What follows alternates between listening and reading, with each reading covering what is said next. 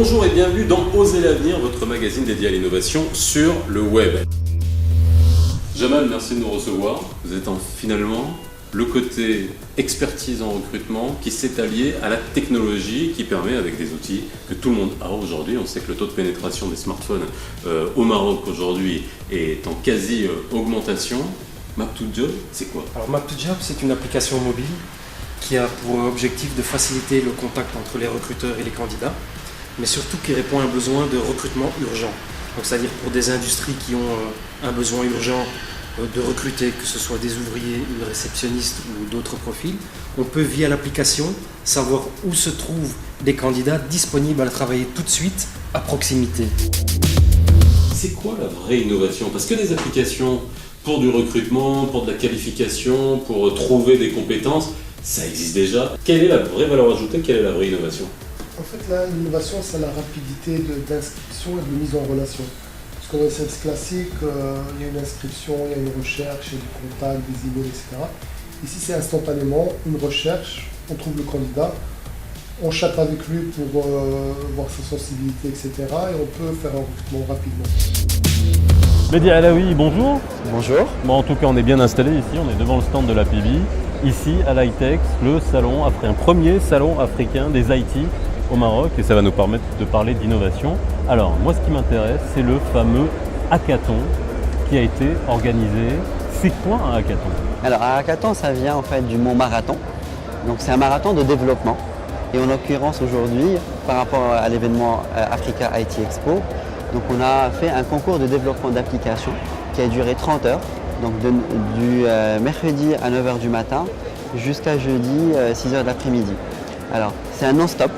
Donc on a invité, on a eu 60 jeunes qui étaient inscrits au hackathon et qui ont constitué à peu près 6 équipes. Ils ont travaillé sur une thématique assez spéciale.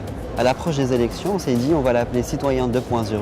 Comment mettre en relation les citoyens avec leurs élus. Alors aujourd'hui, je suis très heureux.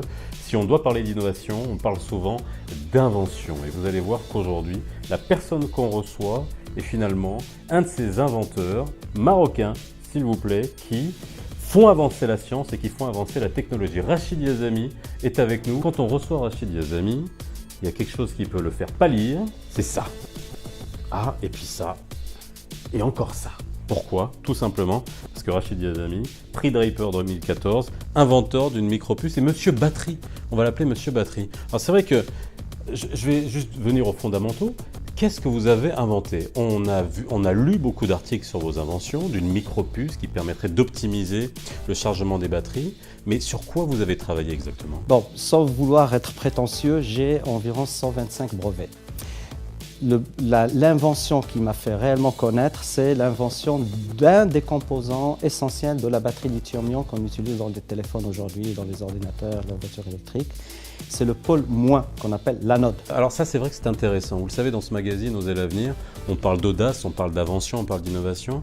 Ça montre à quel point il faut être résistant, il faut être résilient pour arriver à faire achever finalement une invention qui date d'il y a longtemps. Écoutez, quand on invente quelque chose, on ne sait pas ce qu'elle va devenir. Après, l'expérience montre qu'effectivement, c'était quelque chose qui marche très bien, qui résout le problème de la sécurité, de la longueur de vie des batteries, etc., etc. La deuxième invention, qui est plus récente, donc elle remonte à, disons, 2009-2010, d'accord, c'est cette fameuse puce intégrale. Alors cette puce, c'est ce que j'appelle le cerveau de la batterie. Jusqu'à présent, on a fabriqué des batteries sans cerveau. Et j'ai trouvé un moyen de communiquer avec les batteries grâce à une technologie qui s'appelle l'anthropimétrie.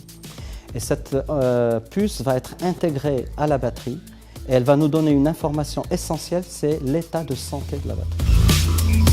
Une concentration de geeks, de hackers, de développeurs. Non, nous ne sommes pas dans la Silicon Valley, nous sommes à Casa, au Devox Maroc, un haut lieu de l'innovation, et vous allez voir, assez atypique. Badr Ouari, qui est avec moi, président, cofondateur du Devox. Comment ça va? Ça va, alhamdoulilah. Alors merci de nous accueillir dans cet endroit. C'est vrai que lorsqu'on arrive ici, on s'attend à un salon IT comme tous les autres, avec des gens en cravate, un peu, voilà, etc. Mais alors c'est absolument pas ce qu'on voit. On voit des passionnés, des geeks, vraiment, avec leur hashtag même Salish, parce que c'est ça le hashtag du geek. Le Devox, c'est quoi? Enfin, Devox, comme vous l'avez dit, c'est la plus grande conférence technologique en Afrique, enfin Devox Maroc, et dans le monde, parce que Devox, déjà, c'est la voix du développeur. Donc c'est vraiment fait par des développeurs, pour des développeurs. C'est ça vraiment la valeur ajoutée, parce qu'on n'est pas vraiment dans l'exposition, mais on est vraiment dans le contenu. C'est le roi de la conférence et le contenu. Donc on ramène des experts du monde entier. Ils viennent des plus gros firmes, des créateurs de technologies, enfin Google, Facebook, Oracle, IBM, Twitter. Donc on ramène à peu près 120 speakers internationaux qui viennent de ces, vraiment, je dirais, ces créateurs de technologies. Et l'objectif, c'est vraiment de former les jeunes, de les inspirer pour qu'ils soient prêts vraiment pour le monde de demain. Parce que nous, on est convaincus. Enfin, moi, je suis développeur, moi, je suis ingénieur d'état de l'école Mohammedia, mais je suis très passionné par le code. Et après, j'ai vu qu'au Maroc, on valorise pas vraiment le développeur. Alors Youssef, bonjour, on est ici Bonjour. dans Oser l'avenir spécial COP22. C'est pas pour rien qu'on est dans la I8, on va essayer de découvrir ce bolide qui est absolument incroyable. On est ici à la COP22, on parle d'énergie durable, d'énergie renouvelable, on parle de développement durable et on a un ensemble de véhicules électriques. Mais alors, quand on parle de véhicules électriques, quand on voit ce bolide, sachant qu'il y a une Formule E qui a lieu pendant cette COP22, Tout à fait. est-ce qu'on peut avoir quelques infos sur cette voiture qui est absolument incroyable? Déjà, quand on la voit, il y a toute la dynamique BM qui apparaît, mais on est sur 2 litres de consommation, alors ce qu'on appelle en consommation hybride, quand on voit la consommation catalogue. Alors exactement. Alors il me semble tout d'abord judicieux de un petit peu expliquer le concept électrique de BMW i. Alors c'est une marque qui a été lancée en 2008 avec le concept de la i8 et le modèle il a vu le jour, il a été produit à partir de 2013 et puis à partir de cette année-là, c'était un grand succès pour la gamme BMW i. D'autres modèles ont été lancés par la suite, tels que la i3, la 100% électrique, et puis toute la gamme hybride rechargeable de BMW.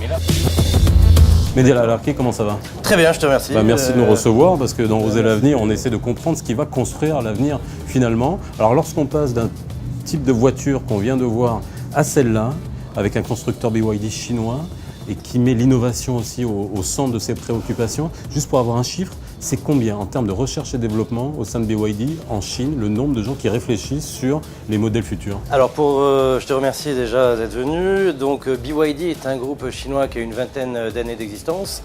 C'est le propriétaire, M. Wang, qui est un visionnaire, qui à la base est un ingénieur de batterie, mais qui a voulu se lancer dans les batteries et par la suite dans tout ce qui est domaine énergétique et les voitures électriques. Et aujourd'hui, BYD, c'est 180 000 personnes. Un peu plus de 180 000 personnes, dont 18 000 personnes que en R&D. 18 000 cerveaux qui fonctionnent juste en recherche et développement. Exactement. BYD aujourd'hui est le numéro 1 constructeur des voitures électriques dans le monde. Il arrivera en fin d'année à peu près à 120 000 unités, en 100% électrique, avec un objectif à 2020 à 1 million de voitures. Je me suis inscrit sur ma toute jeune, bien évidemment, et puis j'ai eu une annonce. On a besoin d'un animateur de manière urgente à 23h45 tout à l'heure au boulevard Hassan II. Je vais y aller. 27 000 $, 6 minutes d'émission. J'adore les nouvelles technologies. Il y a aussi une chose que vous ne savez peut-être pas, c'est que ici on a un truc en commun. Ouais, bien sûr. Hein, c'est ça? Voilà. Ah oui. Allez.